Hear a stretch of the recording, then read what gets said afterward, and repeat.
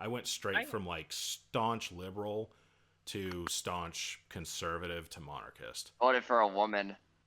I have some, I guess, some libertarian streaks, but these days I'm just like, if it's a detriment to society, it's like no, it doesn't. No, no, it should just not be there. That's me these days, and if there was a king, he would be using hard power to curtail that. So there was something like the Bolsheviks coming around.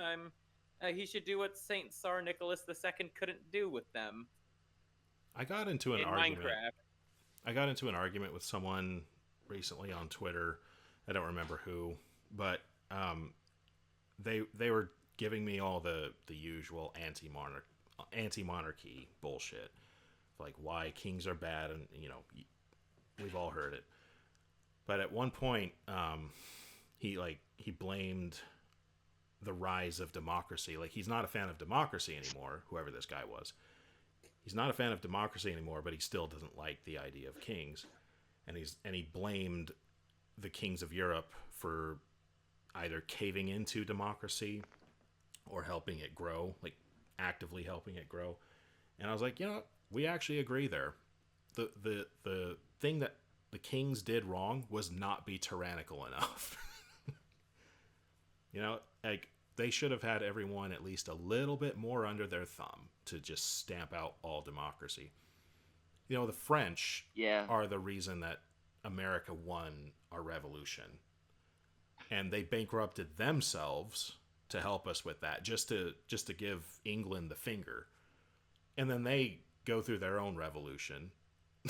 Like, yeah, the kings, all the kingdoms did kind of fuck up, helping democratic revolutions spring up, and then it backfires. Yeah, yeah, they should have been a little more tyrannical. I stand by that. The weird thing is, you Archaeosophy, I kind of disagree. Here's why. I don't think it was their own choice. As a history enjoyer, you have an era where you have purely absolute monarchs, right? You have the era of the absolute monarchs. You have I think it's King Louis 15th. I forget the number, but then you also have King Peter the Great. You have an era where you do have a lot of kings who are very strongly, absolute. But what we see later on is they slowly start falling apart, and that's mostly I blame the elites actually. Over I wonder time, who those elites are. Hmm. yeah. Ah, you said it. You said it. I don't care. Yeah. We say Well, that's juice later on on. here just to be safe. Juice. Anyway. Okay. Anyways, no, but I'm talking like the 17th century, 18th century. These are like more than 1900s. But I'll just say a lot of them were just liberal elites who had a backlash because they felt their power was being threatened. Peter the Great had a very. It was not the peasants who almost got pissed off, even though I think they didn't like a lot of stuff, but the next generation liked it because they had cities. But it was a lot of like the beards. He forced a lot of the elites to cut their beards and look more European. They didn't like that, so he had same thing with King Louis. He fought with the elites. A lot Well, of the kings. It's like what Lovidar said. A lot of these, it was really just elites and a lot of these people who were selfish and, even to a certain extent, capitalism, which I'm not commie or whatever, but they used their finances to try and break down the kings. It's just like the Magna Carta was forced. That's a good example with England. Magna Carta is something forced upon the king. It's not like the king really had as much power. it's virtuous that they didn't like try to increase their power or get power back. Like it's good that you don't want to be a dictator.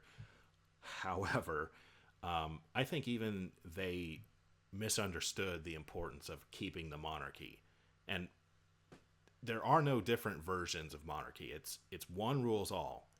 Any decrease in power, you're no longer a king. And I don't think they looked at it from higher up. They didn't look at it from the outside. Like, what's this going to lead to? I don't If think they ever my broadened. if my Yeah, I don't think they power broadened. if my power is chipped away at, what's going to happen? And maybe it happens within a single lifetime, maybe it happens across hundreds of years, but it's going to happen. What happens when I lose any of my power and then I lose a bit more and then a bit more? Same thing. It's always the same thing. Like what Yep. I keep saying on Twitter, and in fact I said this today, is that like the king's job is to keep the elites in check. So he needs to keep the damn elites in check. You know, the plebs don't do anything. Like they can literally be super oppressed and they still won't do anything. Okay? You don't need to worry about them. You need to worry about the elites. They're the ones who get things happening. The plebs will just go along with whatever for the most part. Yep. Okay? King's job, Yep. keep the elites in check. It's that simple. The another important date to remember is 1848 because this is where you have and I did a whole research on this back like 2 years ago. The the revolutions, the 1848 revolutions. So after Napoleon, the era of Napoleon, where you have like republics being forced upon everyone. You know, I like Napoleon, but he was very cringe on that, and he was pro. So that's funny. They all connect, but juice. Sorry. So and then after Napoleon, you have the rise of these 1848 revolutions. Karl Marx, communism, I think, plays a factor, killing off kings. You know, especially Tsar Nicholas's downfall, which again connects to. Never mind, we don't have to go into that. But yeah, the revolutions. I think only the nationalists were willing to keep monarch. The other ones were backlashes. Afterwards, you have another right wing backlash where they try to bring back kings. You have King of Italy with some. I mean, it's not really restrictive power. It's like the Kaiser in Germany could just shut down the government whenever he wanted, but he kind of he let the SPD take power. That's kind of on him. I blame him a bit on that. I think he could have just shut it down, but maybe he wanted to keep order or something. He wanted to make people worry less. Same thing with Italy, and then you had the final round, and then afterwards you kind of have just the downfall of monarchy in World War One. World War One was just the killing of Europe and all of its glory.